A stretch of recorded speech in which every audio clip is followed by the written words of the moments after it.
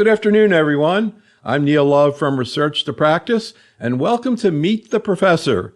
Today we talk about the management of acute myeloid leukemia and myelodysplastic syndromes with Dr. Richard Stone, the Chief of Staff of the Dana-Farber Cancer Institute and Professor of Medicine at Harvard Medical School in Boston. We have a great faculty. This is actually the last webinar in this series, and later on we'll show you the results of a survey we did of the faculty of their usual treatment practices. As always, if you have any questions or cases you'd like to run by Dr. Stone, just type them into the chat room. We'll talk about as many of these as we have time.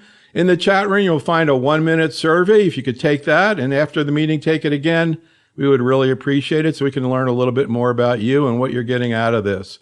This is actually our last webinar of the year. We'll be starting back up in the beginning of the year, talking about ovarian cancer with Dr. Monk, and then we'll be heading out to San Francisco, doing 2 programs there in the GI Cancer Symposium. If you're in San Francisco, come on over and check it out. Otherwise, we'll be online at those times.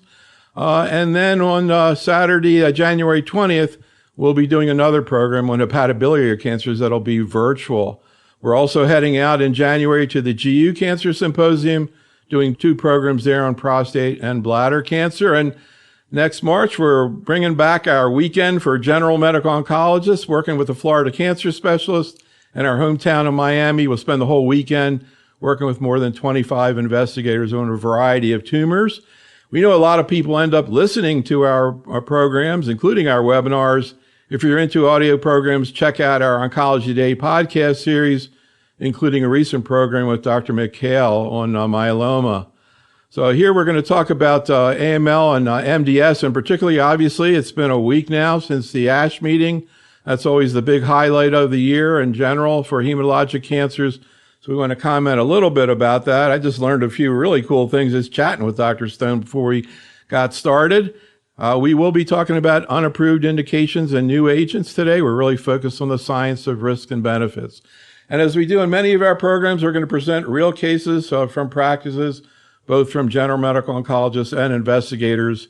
And so grateful to these docs for sharing their care with us and telling us about those patients.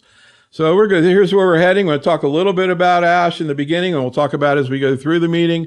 Then we'll go through the cases, and finally, we'll pick up on the investigator survey that we did of their usual treatment practices. So we pulled a few papers that look pretty interesting, Rich, but you actually just told me about one that I missed that I really am curious to hear about. But first, in the realm of FLT3, which of course you have done so much work in, particularly related to the use of midostaurin and FLT3 inhibition. So I was curious what you thought about these 2 updates to the Quantum First trial looking at quizartinib. This is one looking at MRD. Any thoughts about what they reported here? And maybe just remind the audience of what the study looked at and found in the primary report. Sure. So the Quantum First trial was a very important trial in AML. It was designed similarly to the Ratify trial, which was the trial that showed that adding midostaurin to chemotherapy in patients with mutant FLT3, that is FLT3 both with an internal tandem duplication and or a tyrosine kinase domain mutation, could benefit from the addition of midostaurin. There was an overall survival benefit in that Ratify trial that led to the approval of midostaurin in that situation. The Quantum First trial was designed similarly, except that instead of midostaurin as the active agent, quizartinib, which is really a more selective and specific FLT3 inhibitor, better tolerated from a GI standpoint, maybe a little bit more myelosuppressive than midostaurin, was tested against placebo in combination with chemotherapy, both in induction and in consolidation, and in this case, post-transplant, if a patient had a transplant. Important things to remember that are different from the Ratify trial and the Quantum First trial was, number one, because of the specificity of quizartinib, patients with a tyrosine kinase domain mutation, which is about 25% of all FLT3 mutations, were not eligible due to the fact that the quizartinib doesn't inhibit that type of mutation. Number two, the trial allowed patients up to age 70 to go on, so it was an older patient population. And number three, the use of transplant by the time this trial was undertaken was more common in first remission. And the results of the trial were actually quite similar to those of the ratified trial in that there was a significant hazard ratio of about 0.77 in favor of receipt of quizartinib compared to placebo in those with FLT3-ITD mutant AML. And it was pretty well tolerated. There was concerns about a QT prolongation signal. It wasn't really seen. It was perhaps a bit myelosuppressive, but there weren't really any excess infectious deaths in the quizartinib arm.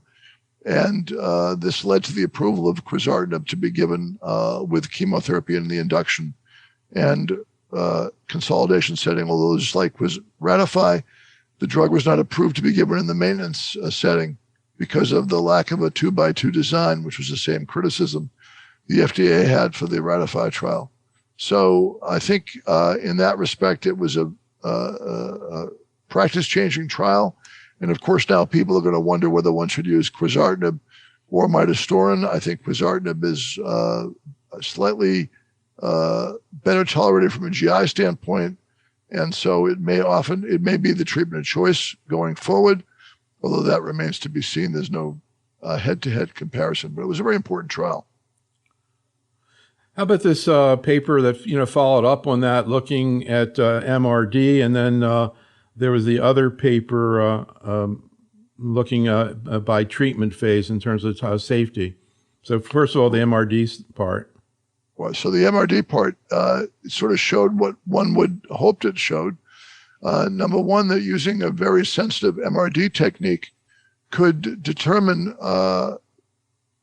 which patient would do well. They showed quite clearly that if you were MRD positive, you did less well in either arm than if you were MRD negative. And the MRD test was using a sensitive FLT3 ITD detection by PCR followed by next generation sequencing.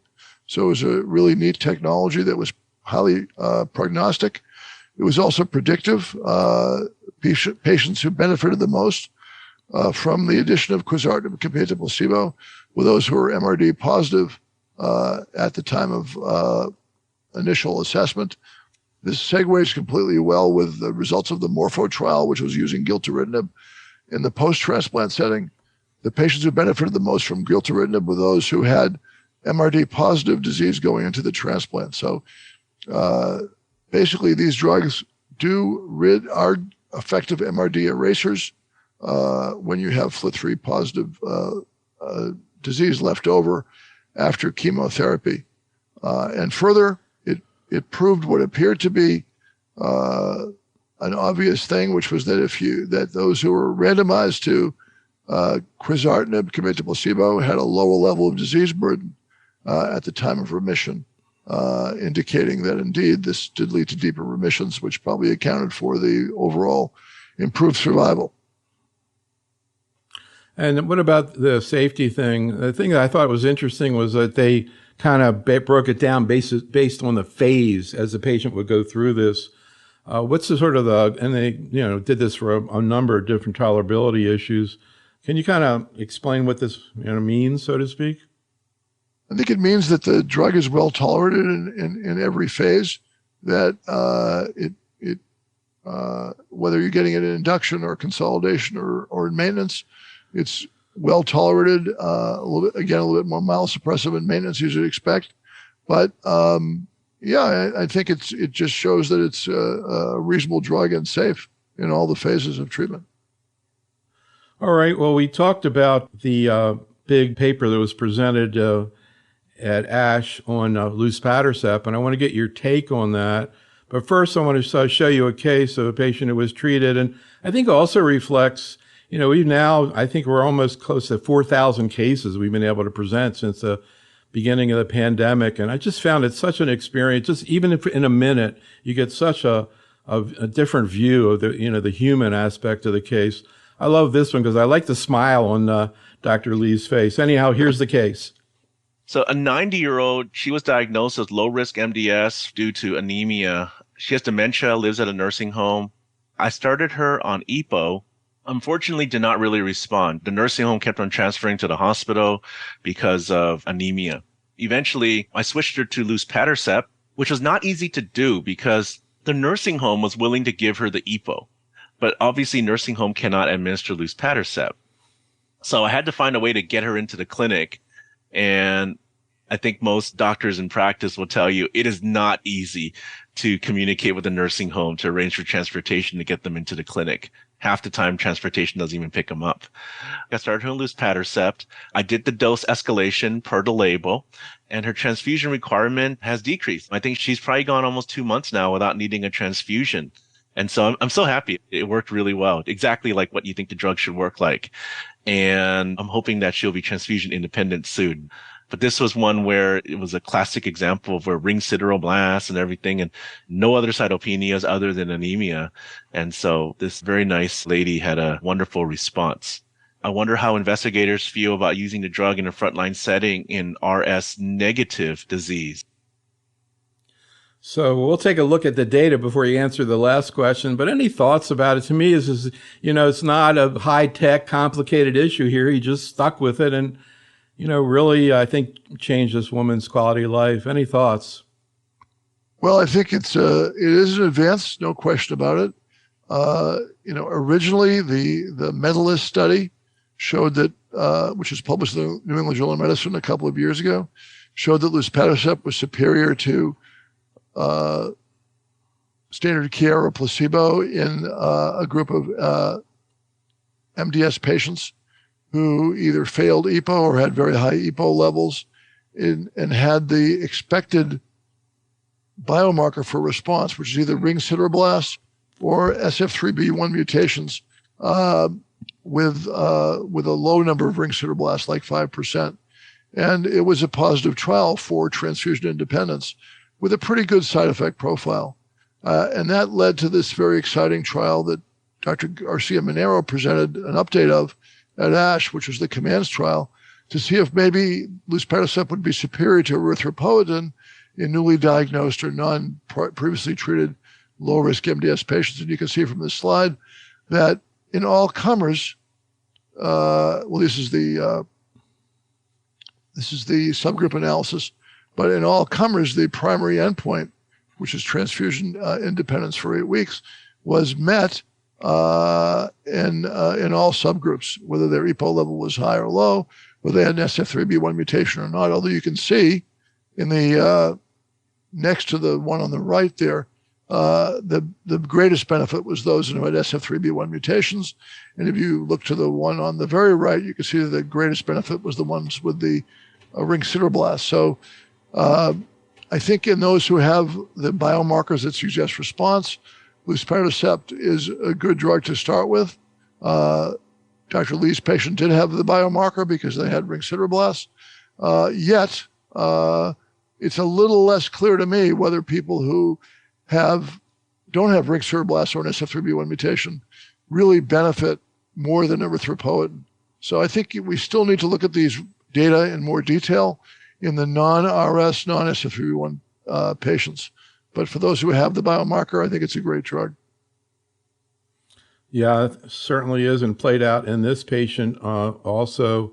The other thing, there was some data presented on imeldostat also. Any thoughts about that? Let me see if I can find it, but maybe you can just comment on it. Yeah, well, to me, this is an amazing story. Imeldostat is a telomerase inhibitor.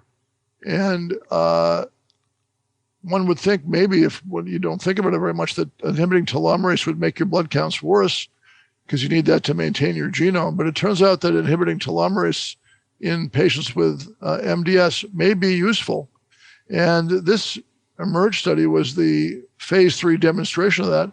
I think it's a very important trial because it's probably going to lead to the approval of this drug, which is given intravenously every 4 weeks. And again, this was not all that different from the prior trial. Looking at your primary endpoint, again, 8 weeks of transfusion independence, which one could argue that's not a big deal, or it is a big deal, but the 24-week transfusion independence is a real thing. You can see that some patients in the placebo have 8 weeks of transfusion independence. That's because there's some inconsistency in how what the hematocrits do in these people and what their transfusional patterns are. In any event, if you look at the 24-week transfusion independence, it was quite a bit different in favor of the imetelstat. So I think this drug is going to be licensed for use in low-risk patients. And maybe it'll be used, one can only guess, but maybe it'll be used preferentially in patients who aren't great candidates for luspatercept, than, that is to say, those who don't have an SF3B1 mutation or don't have ring sideroblast. But that's maybe overinterpretation of the data. Right now, we don't have any head-to-head comparison data of luspatercept to imetelstat. So I think it'll be a little bit of a therapeutic beauty contest when imetelstat gets approved. Well, the good news is patients are going to have more options. There'll be more people who are not going to be brought in for transfusions like this 90-year-old woman. So I also wanted to ask you about magrolimab, where there was nothing at ASH1, and I guess because it's maybe not going to be around very much anymore, but it seemed like a good idea. There were a couple of press releases related to that. It doesn't seem like there's much of a future. But any thoughts about the strategy? I mean, it seemed like it made a lot of sense. Are there other anti-CD47 agents out there being tested, or is this strategy sort of dead? Well, Neil, this is such an instructive series of events in our field. So let's just start out with the hype and the excitement. When first of all, magrolimab potentially kills cells by a different mechanism than anything we've had before in this field. Rather than chemotherapy, it allows the macrophages to kill autologous blasts by covering up a don't eat me signal on the surface of the tumor cells. And if this works in MDS, it potentially could work in a lot of other tumors, because as this mechanism exists widely in cancer biology. That's number one. So it's a very interesting mechanism of action. And two, when it was combined with azacitidine in people with MDS, the response rate was high. And that's true for MDS and AML both, particularly in patients with the greatest unmet need. That is to say, patients with a p53 mutation who do miserably. I mean, it's just one of the most heartbreaking things to see somebody in clinic with a p53 mutation, especially if it's in a high VIF, if there's a biallelic loss, or there's a complex karyotype associated with it. These are miserable patients who do terribly, and it's no better than metastatic pancreatic cancer. And so the response rates that were shown by Dr. Salman and others, combining HMA with magrolimab, this anti-CD47 drug, were very high, 70%. But over and over again, in MDS, we must learn that response rates don't equate necessarily to overall survival. And that's particularly true in the p53 context. You can get the p53 clone to be suppressed, but you really can't get rid of it. And unfortunately, the phase 3 trial of azacitidine plus magrolimab and p53 mutant MDS, p53 mutant AML was negative, and the phase 3 trial of aza-ven versus aza-ven plus magrolimab in all comers is still being analyzed. There's some hope that'll be positive, but I think its use in p53 mutant AML was unfortunately overblown, and we needed a completely new set of treatment paradigms for this subtype of AML. Do I think other CD47 drugs might have activity? It's possible, but obviously the failure of this drug to show a big benefit in this subset is very disappointing. Very disappointing. We actually had a couple of investigators on a couple of months ago who predicted boldly that it was the phase 3 trial. They were very confident that it was going to be positive, but unfortunately, as happens often in oncology too often, it didn't play out. A couple questions from the chat room. So Rosanna has a 40-year-old patient with hereditary sideroblastic anemia, hemoglobin of 4, needing transfusions every week, iron overloaded, plan to start luspatercept. Any experience in this setting? Also referred to for allo, incidentally, bone marrow, no MDS, no mutations. That's a tough case, but I would strongly consider allogeneic stem cell transplant in this patient because of their young age and their need for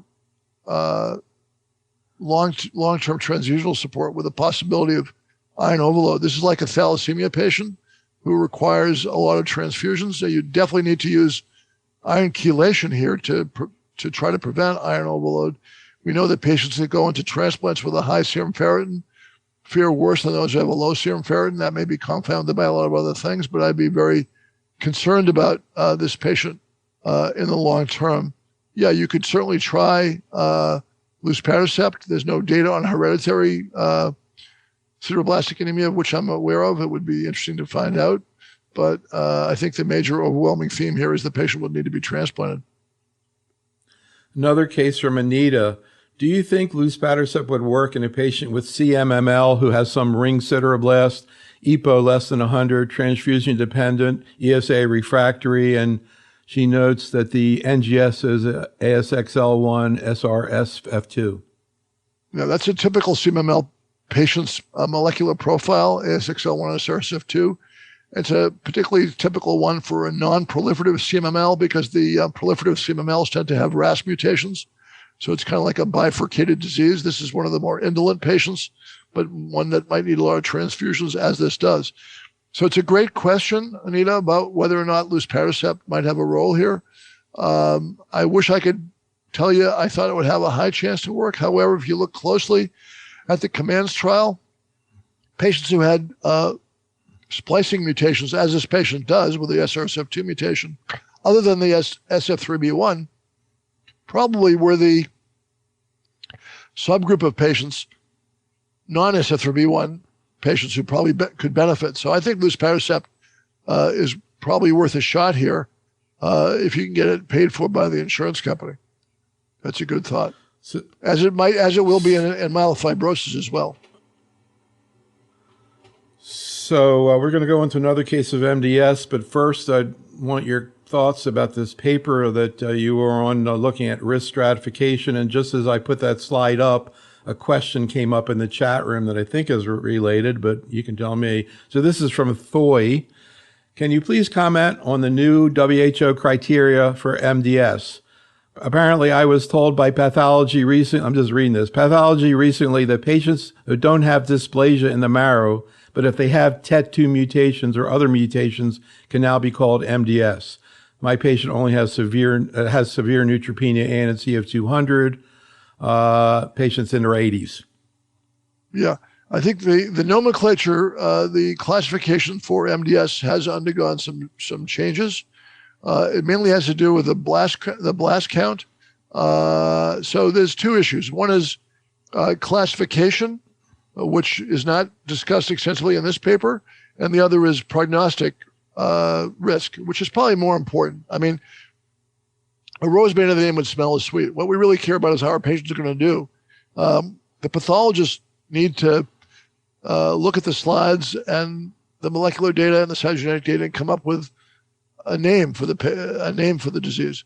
We clinicians like to know the name, but we also like to know how the patients are going to do, regardless of what we call it. So the new MDS classification system that is probably the most useful, at least based on statistics, is the IPSS-M classification system, which has largely supplanted the IPSS, the IPSS-R, the WHO, and a number of other prior classification systems. But the stratification systems or prognostic systems, the classification systems are still in flux. There was a lot of consternation last year because of the development of two seemingly at odds classification systems, the ICC and the WHO. So the MDS defining mutations are not really MDS defining mutations, because if a person still requires dysplasia to be called MDS, there's something called CCUS, or clonal cytopenias of uncertain significance. That's when you don't have enough dysplasia to call something MDS, but you still have these clonal abnormalities. They behave very similarly to lower risk MDS. So I think I would stick more closely to the prognostic scoring systems like the IPSS-M and not worry too much about the nomenclature systems like the controversy between WHO and ICC, if you can do that. That's a great input, interesting too. What about this paper you put out? I wanted you to comment on, because I really love this graphic in terms, I mean, I don't want you to go through the whole thing, but just so the audience knows about the paper. But what were sort of the basic concepts that you were trying to get across in the paper? Well, basically that the there's two different diseases here in writ large. The high-risk MDS, which really behave more like leukemia. In fact, that's to circle back to what I just said. The ICC at least admitted this by calling people with 10 to 19% blasts AML, MDS overlap. So the actual high-risk MDS category may be shrinking a bit because those with 10 to 19% blast could be considered AML anyway. But those with excess blast, which make up the most patients with high-risk MDS, should get DNA methyltransferase inhibitor therapy with or without transplant. And everybody else has to get their cytopenias fixed. And this algorithm here is a way to look at that. We segregate people by their EPO level and by their SF3B1 mutation. And this is going to change next year when luspatercept when imetelstat comes down the pike. Yeah, that'll be interesting. I think you'll probably find that the third box there, the non-5q minus SF3B1 wild type, may be getting imetelstat preferentially. Interesting. Incidentally, any tolerability issues with imetelstat? It can be somewhat myelosuppressive, but generally is well tolerated. All right, another case of MDS, 63-year-old African-American woman, a patient of Dr. Malik. She has a lot of social barriers getting back and forth into the clinic. There was also compliance issues with her. Unfortunately, she also, I think, has some mild MMR, just a little mental slowing, and she doesn't have a lot of help at home. So I think this would be the best way for her to get this treatment. She has a new type of insurance that's called a dedicated senior plan, where they have the primary carers involved in their care, where they can go out to the patient's homes. So I worked with that physician to make sure that she was able to take these medications. And then they wouldn't have to set up like Uber rides to our office 5 days a week. My first question was, what is cedazuridine? And from what I learned about it was that that's more of the drug to help eliminate decitabine through the oral route, from what I remember.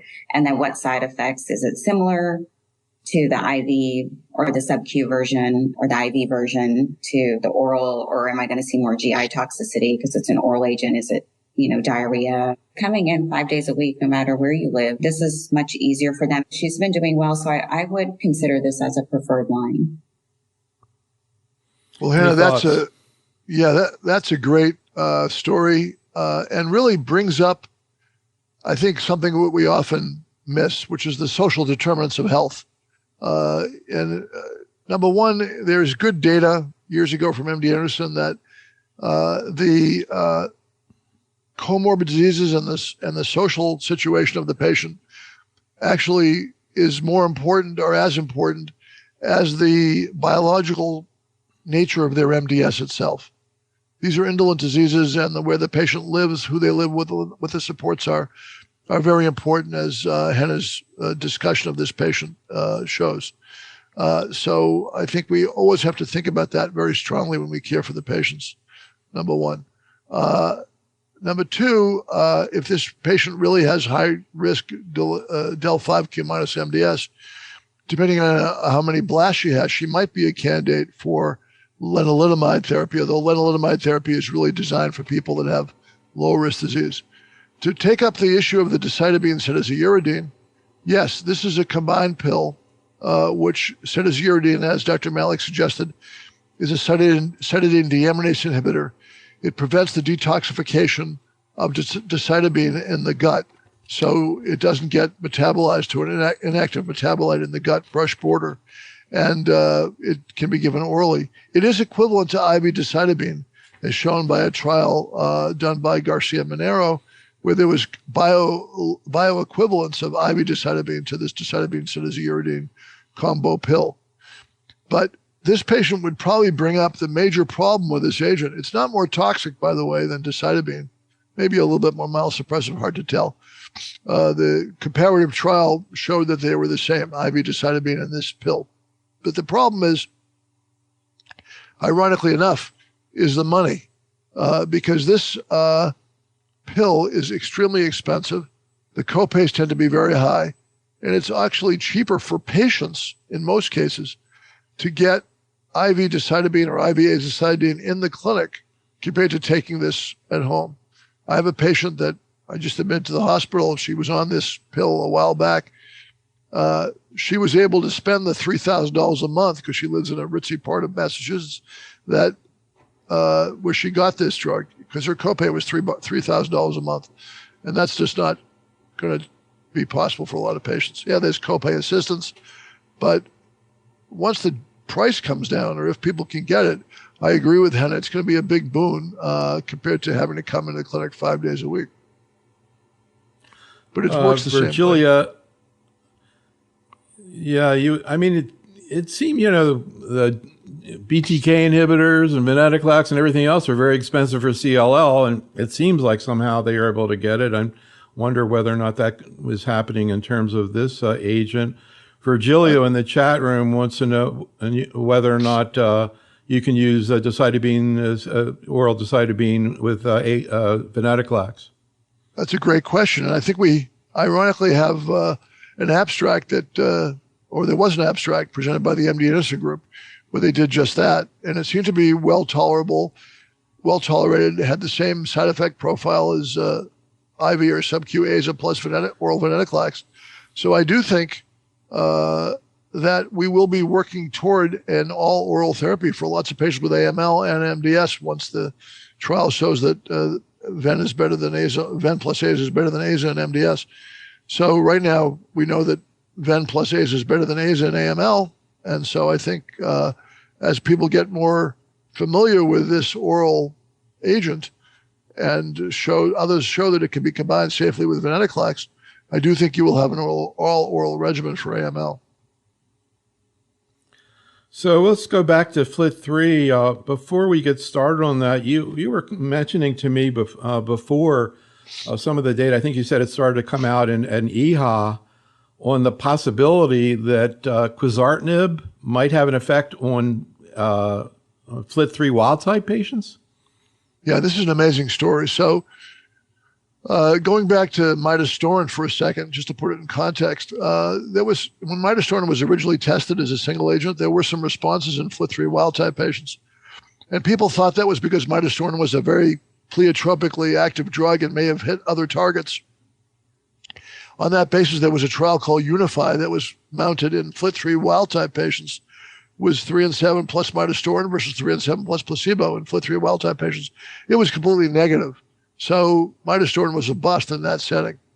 But this Kiwi trial that you referred to was done in FLT3 wild-type patients also. And it was 3 and 7 plus quizartinib versus 3 and 7 plus placebo.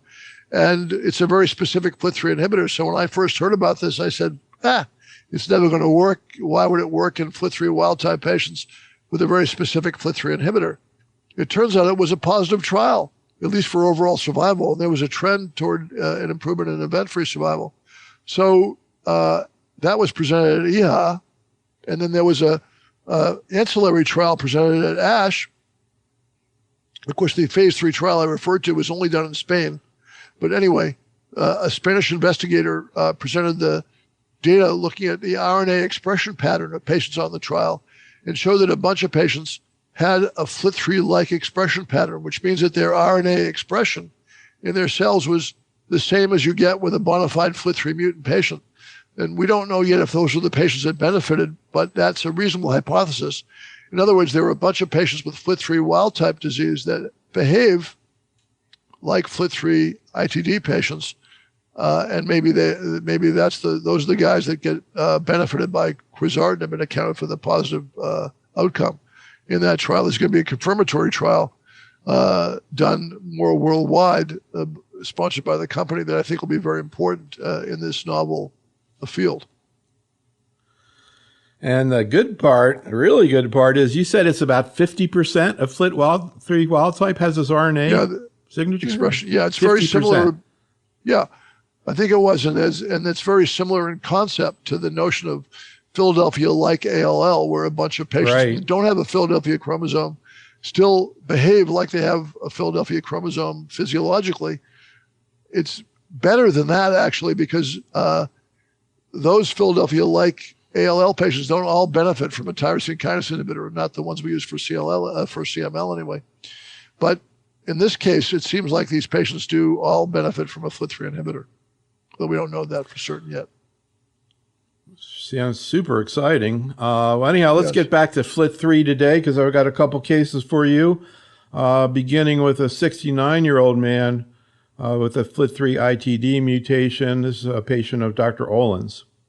So this is a 69-year-old gentleman. He has a history of obesity, diabetes, atrial fibrillation, and also a history of prostate cancer.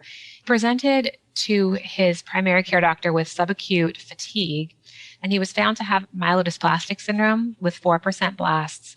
And at that time, he was treated with transfusions and growth factors.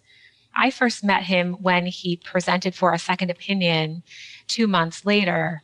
His white count was found to be 104,000 with greater than 50% blasts, hemoglobin in the 6s, and platelets of 16. His bone marrow biopsy was 95% cellular with 60% myeloid blasts. And given his history of radiation for prostate cancer, this also was classified as a therapy-related AML. Cytogenetics and AML FISH panel were normal, and his molecular genetics were notable for a FLT3 ITD with an allelic ratio of 0.59.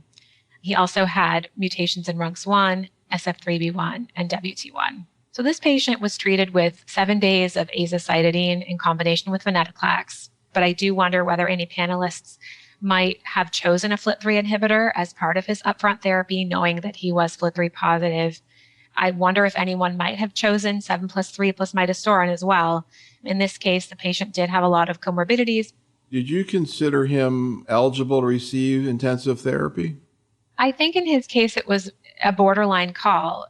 I'm interested to know how much weight people give to comorbidities and how they assess a list of comorbidities. Any thoughts?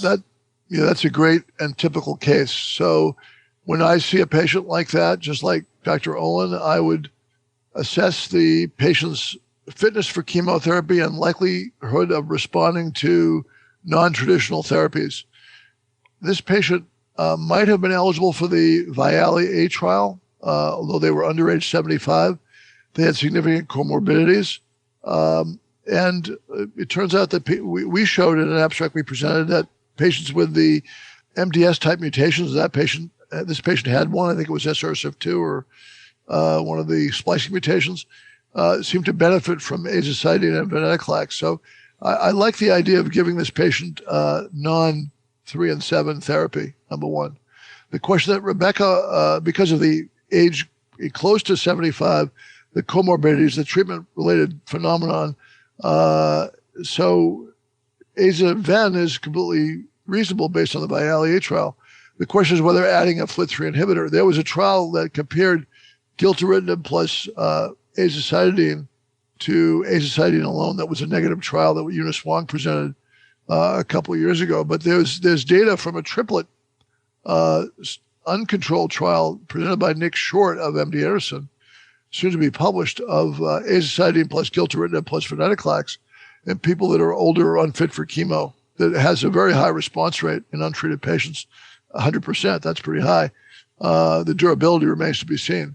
But I think you could, even though it's not controlled data, you can make a strong case for giving triplet therapy to a patient like this. But I want to emphasize that giving aza-ven is not wrong. Giving 3 and 7 plus quizartinib or 3 and 7 plus midostaurin is not wrong. So this was where the judgment comes in, because you got the patient before you. I presume that the folks who treated this patient didn't think he could tolerate 3 and 7 chemo, and giving aza-ven was reasonable. I might have strongly considered aza-ven gilteritinib. I'm not sure we're going to get to the survey very much, but the audience can check it out in the chat room. We went through it in prior meetings. I want to make sure we get through these cases. But one thing we did ask is, in general, what's your preference for a FLT3 inhibitor and somebody who's, with an ITD who's eligible to receive either quiz or midostaurin right now? Yeah, I think it really depends on the patient. My own view is that if they have increased risk of myelosuppression for whatever reason, I might consider midostaurin. But I think quizartinib is probably a slightly better drug. So once it becomes widely available, it isn't yet at my place, but once it becomes available, I think it would be the treatment of choice for those who have ITDs. For those who have TKDs in the FLT3 gene, they have to get midostaurin because the quizartinib doesn't hit that mutation. When you say better, do you mean better tolerated or also better efficacy? I'm mainly talking about better efficacy. I actually think the tolerance is similar. And I think, because one has more GI toxicity, i.e. midostaurin, one has more myelosuppressive toxicity, i.e. quizartinib. So it's kind of a wash in that respect. I think it's slightly better because if you look at just the people that are under age 60, which is comparable, if you throw out all the older people in the Quantum First trial, they weren't included in the ratified trial. I think the quizartinib looks a little bit better. So, I mean, if you make me pick, I would pick quizartinib. I don't think it makes a whole bunch of difference, frankly. Okay, here's another case of FLT3. A 73-year-old woman who'd previously been treated for inflammatory breast cancer, actually HER2 positive disease, and did really well after that, but unfortunately then developed AML. Here's the case. In 2020, I saw her when I was on call when she presented to the hospital with significant fatigue and leukocytosis. Lab showed a white count of 48,000, and a subsequent bone marrow biopsy confirmed acute myeloid leukemia with 65% blast.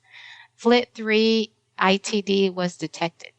I started her on venetoclax and azacitidine, and after 2 cycles, she achieved a complete response. She then underwent a non-ablative allogeneic transplant followed by gilteritinib maintenance for 2 years. What made you decide to give her venetoclax and azacitidine? I thought because of all of the adjuvant chemo she received, I didn't feel comfortable giving her an anthracycline. And this was at the beginning of COVID as well. So, we were not trying to put patients in the hospital for any reason. Any thoughts? I think that's a great approach. Obviously, the patient's done well.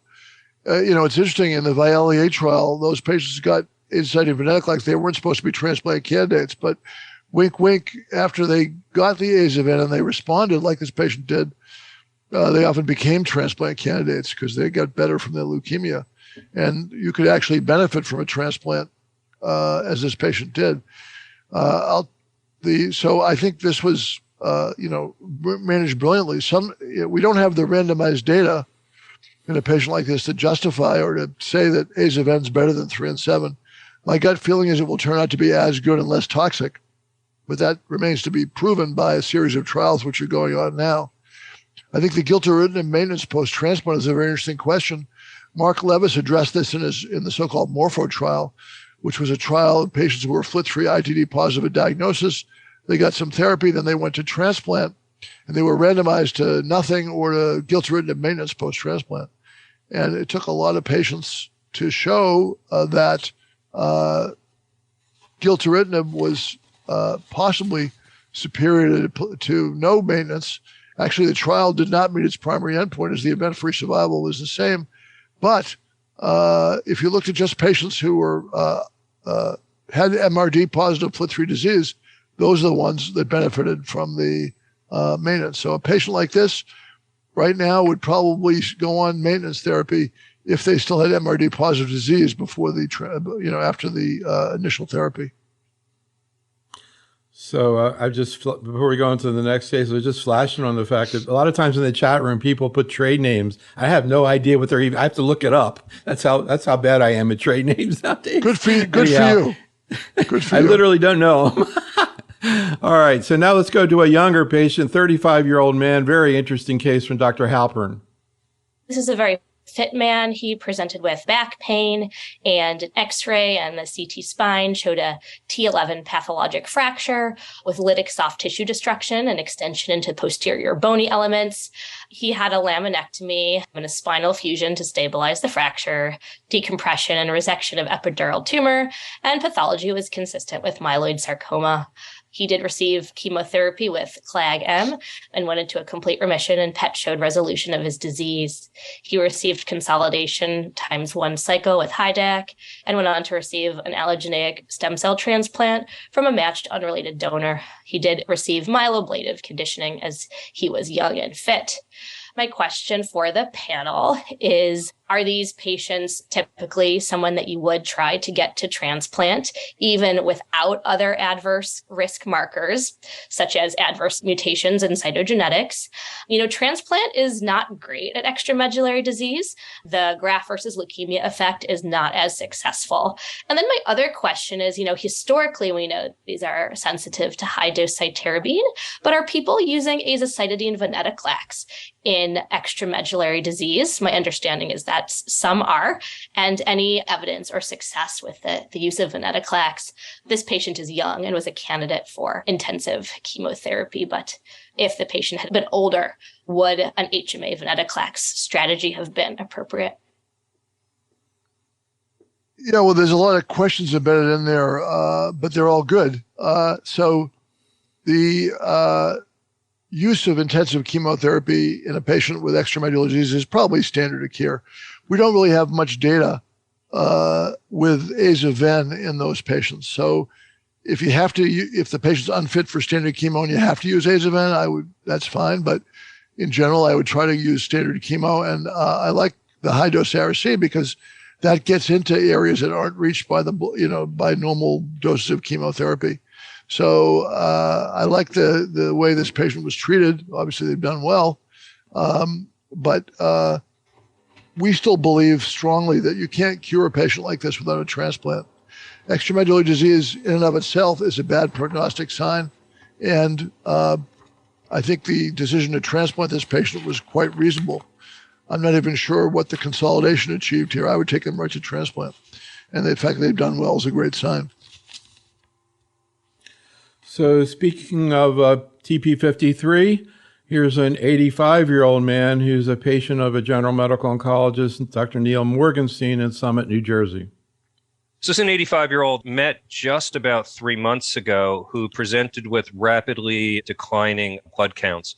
He had a bone marrow biopsy done right away, which showed a MDS with excess blast 2. I believe he had about 17% blast. He had one of these ridiculously long, complicated cytogenetics where it goes on to the third line. And on next generation sequencing, he had a TP53 mutation. He was just admitted for azacitidine for 7 days and venetoclax, and he was just discharged from the hospital. He's still requiring transfusion support. He's still quite cytopenic. So again, this is a very active case. I mean, he just left the hospital. I guess I'd like to know, what are the expectations for this patient? I mean, he's a good 85-year-old or was a good 85-year-old. But if somebody was to counsel him about what's the likelihood of him living 6 months, a year, or going into a remission, what would be a fair conversation to have with him? And then, again, we don't see these that often. So what is the optimal dose? And what is the optimal schedule of the HMA? And which is the best HMA to give, whether it's decitabine or azacitidine? And then can we switch these guys to oral azacitidine when they leave the hospital? Well, all good questions, Neil. I must say that a lot of these are in the vein of rearranging the deck chairs on the Titanic because, unfortunately, this is the worst of the worst. The complex karyotype with a high variant allele frequency, P53 mutation, are different animals than the rest of the stuff we treat. These people do not respond to chemotherapy, period. I would not use venetoclax in a patient like this because we and others have shown that adding venetoclax in P53 mutant AML is not worth it. You just myelosuppress them more, and it doesn't help. We're not the only people that show this. Dr. Donor showed it last year at ASH. Dan Pollier showed it. We reviewed our data and showed it in a presentation done by my colleague, Dr. Shimoni. So, it just doesn't work. So I don't give venetoclax to these patients anymore, period. Azacitidine might help them temporarily, but the median survival is 6 months or less. I think you have to be honest with the families about what your expectations might be and not overtreat them in the hopes that they're going to have some kind of a response. In a young person, I wouldn't treat them aggressively in the hopes we can get them to a transplant. But an 85-year-old, I would either not treat them treat them with one cycle of azacitidine or something to see how they tolerate it, but they're not going to do well. It's a terrible case. You can switch them to oral decitabine. You can reduce the dose, increase the dose. It's not going to make any difference. I think a frank discussion with a patient and their family is what's required, and a clinical trial, if there's one available, is what's required here, not more old drugs. So let's go into another case. This is a patient who also got HMA venetoclax but did well, a 70-year-old woman, a patient of Dr. Karyakis. The patient had poor performance status, ECOG of 2, poor cytogenetics, and poor risk disease. She was not a candidate for intensive chemotherapy. Next generation sequencing came back with no targetable mutation, so I actually started the patient on HMA and venetoclax.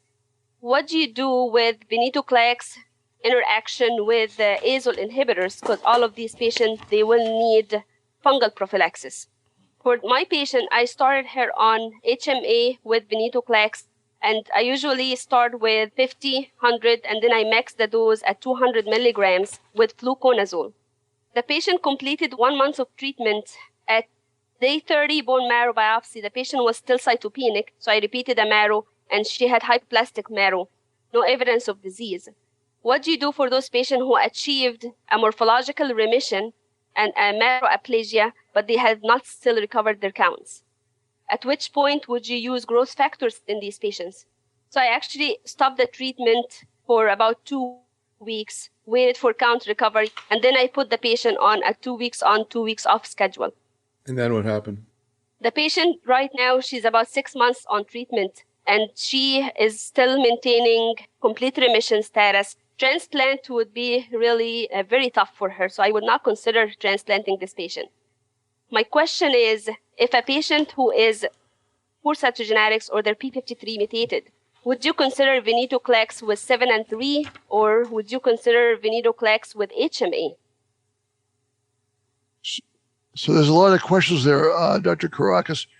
I think, again, I'll repeat what I said about if they really have complex karyotype P53 mutant disease, I would not intensify therapy. I don't think that's going to help, and I would use azacitidine alone. In a young patient, maybe I would give chemo just to give them the benefit of the doubt, although I don't think it's going to work. Older patient, definitely azacitidine alone. You don't want to make things worse. I think doing what you made a very important point about doing marrows when a patient's cytopenic after aza-ven. That's very important to do that, and one should hold the therapy until the cytopenia recovers. And in terms of using growth factors, we don't use much growth factors at Dana-Farber, although there are other centers like MD Anderson where they do. I don't have any problem in using growth factors. But frankly, if you use them when they're already cytopenic, if the horse is out of the barn a little bit, it's a little too late. You can try them to see if they make the counts better. So cosmetically, you'll feel better about giving them another cycle. But I think, again, to repeat, for the intensive therapy patients, I don't use intensive therapy for P53 patients. I do bone marrows when there's cytopenias after HMA-ven. And I keep giving the HMA-ven indefinitely, although Dr. Love may show some data about possibly being able to stop it after a good response. That was just what I was going to ask you about, because I thought this is a pretty cool paper. Kind of made me think about stopping venetoclax and CLL. But anyhow, can you talk about what they did here? Yeah, very simply that they gave, on the bottom, they gave people aza-ven indefinitely, which is the current standard of care, whereas in the top, they stopped it. And they had a very good treatment for intervals. You can see there's very little, the black stuff is when they stopped it there, and then the lighter bars are when the patient was still around getting it. You can see a lot of those patients are still alive after long remissions. So I think this is a similar thought, if you will, to the CML story. We can stop a tyrosine kinase inhibitor if there's a good response and the patient's been on it for a long time. So this, if it's confirmed, this study could really change the way we look at our older patients and maybe stop giving them continuous aza-ven, which can be quite difficult from a patient care standpoint, from a resource standpoint, from a financial standpoint. So this is potentially going to be a very important study if it's confirmed in larger groups. Any comments on this paper looking at, I think we brought up the issue of bringing venetoclax in with intensive chemo. Yeah, there's a lot of interest in venetoclax intensive chemo. We're doing a Ven plus 3 and 7 trial right here at Dana-Farber. Dr. DiNardo's presented flag, IDA, Ven. Dr. Chua and Dr. Wei from Australia presented 2 plus 5 plus Ven. This trial that you showed from China is a similar. I think in chemo responsive patients, adding Ven is going to deepen the responses. So I do think someday when the randomized trials are done, I predict that Ven plus chemo will be the way to go. Interesting. So one more case. This is back to Dr. Halpern, a 70-year-old man who initially was treated with Aza-Ven and responded and then progressed. Here's what happened. A bone marrow biopsy showed recurrence of his AML at 8% blasts. NGS was repeated, no new mutations. He still had his IDH1. And so he was transitioned to single agent ivosidenib. His blood counts improved. A bone marrow biopsy after 4 cycles showed CR, and he remains in CR many years later. I think we're over 3 years on ivosidenib, and he is doing fantastically. And he has a lot of comorbidities he's dealing with, and I don't know if that is going to be what ultimately gets him, but it's a very, very long response to ivosidenib with normal blood counts and thus a good quality of life. And so I think the sort of discussion points here are sort of sequencing on venetoclax and ivosidenib in an older patient. My question would be to the panel, would anyone use a triplet, Aza, Ven, ivosidenib in this? I wouldn't in this older patient. First, because of toxicities, but also because, then all my eggs are in one basket. And then would they have chosen Aza-Ven up front if both were available, Aza ivosidenib up front, or single agent ivosidenib up front? Yeah, great question. I mean, the short answer is there's data supporting both Aza-Ven in these patients, and there's data because that's a very effective combo for the IDH1 mutant patients, and there's great data supporting ivosidenib and azacitidine in these patients, but from the Agile trial. There's also emerging data from the triplets with Aza-Ven plus Ivo with 100% response rate. We've been doing that here in conjunction with Dr. DiNardo at MD Anderson. And I do think the future will be triplets in the targeted patients, because Aza-Ven is a good backbone, and you're going to add your best backbone to your best targeted agent. So I think you'll see Aza-Ven Ivo, Aza-Ven anacitinib, Aza-Ven gilteritinib as emerging therapies for the older adults that are unfit for chemo. And my bold prediction is that you'll even see those being used in younger adults someday, because I think they'll be very effective. Any thoughts about why patients with IDH seem to respond so well to Aza-Ven? There is some data from Ravi Majeti in Stanford about the physiology of cells that have IDH mutations having to do with their mitochondrial sensitivity to venetoclax, a BCL2 inhibitor, that probably explains it or begins to explain it. So one other thing I want to ask you about, and I've been hearing about menin inhibitors from you and your colleagues for a while. We saw a couple papers at ASCO on revumenib. I know you were involved with that. Can you just sort of summarize what the situation is and whether or not we're going to see this strategy approved in the next year or so? Well, perhaps I'm biased, but I do think this is one of the most exciting things in AML to come out in the last few years, because this is based on wonderful science done by many individuals, but one in particular, Scott Armstrong at our place, who showed that the transcriptional complex involving the protein menin is very important in at least 2 types of leukemia. Those leukemias with an MLL rearrangement, usually that's in chromosome 11, or with an NPM1 mutation, which is kind of common. We talked about that earlier. And both those abnormalities lead to the overactivity of a bunch of genes in the so-called HOX-MEIS gene cluster. And menin inhibitors disrupt the protein-protein interaction, so it's a new class of drugs in that respect as well. And there have been responses with menin inhibitors, particularly revumenib, which is the first one from the factory, that works in both NPM1 mutant and MLL, now called KMT2 rearranged AML. So I think they have great activity for single agents in relapse disease, and they're being brought up front in combination with both low dose and high dose chemotherapy.